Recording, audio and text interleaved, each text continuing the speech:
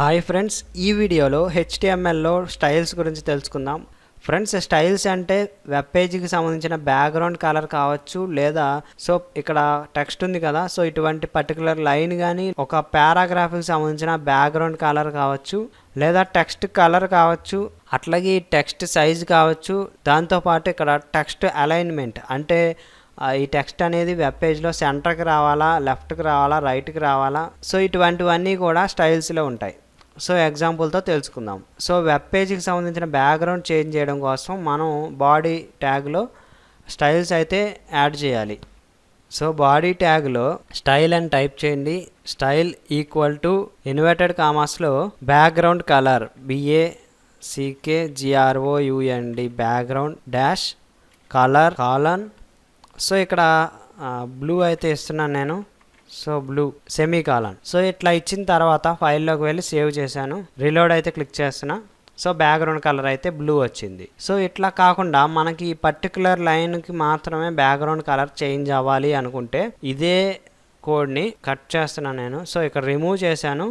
H1 ట్యాగ్కి సంబంధించిన text background colour మారాలి కాబట్టి ఇక్కడ నేను సేమ్ కోడ్ని ఇక్కడ ఇన్సర్ట్ చేశాను. ఇందులో ఇన్సర్ట్ చేయడం వల్ల బ్యాక్గ్రౌండ్ కలర్ చేంజ్ అవుతుంది. ఇప్పుడు మళ్ళీ సేవ్ చేస్తున్నాను.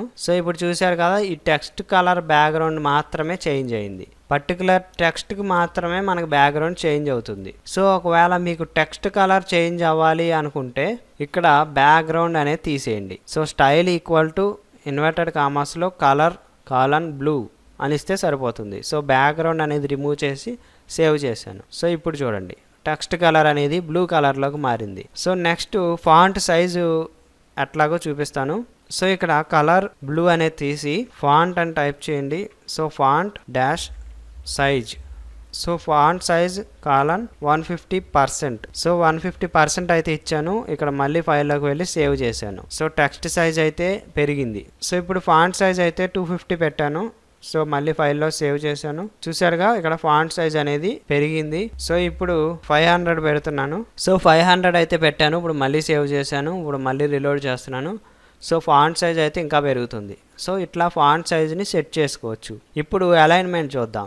టెక్స్ట్ అలైన్మెంట్ ఇక్కడ స్టైల్ ఈక్వల్ టు ఇన్వర్టెడ్ కామాస్లో text dash align ALIGN align colon centre.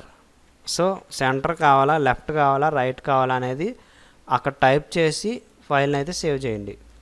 ఇక్కడ సెంటర్కి వచ్చేసింది. ఒకవేళ మీకు లెఫ్ట్ ఇస్తే లెఫ్ట్ వస్తుంది, రైట్ ఇస్తే రైట్ వస్తుంది. లెఫ్ట్ ఇచ్చాను నేను, సేవ్ క్లిక్ చేశాను. లెఫ్ట్ సైడ్కి అయితే వచ్చింది. ఈ విధంగా స్టైల్స్ని అయితే యూజ్ చేయాలి. ఈ స్టైల్స్ అనేవి ఏదో ఒక ట్యాగ్ లోపలే ఇన్సర్ట్ చేయాలి. ఇట్లా విడిగా అయితే యూజ్ చేయకూడదు.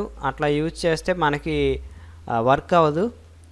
ఓకే ఫ్రెండ్స్, స్టైల్స్ అయితే ఈ విధంగా యూజ్ చేయాలి.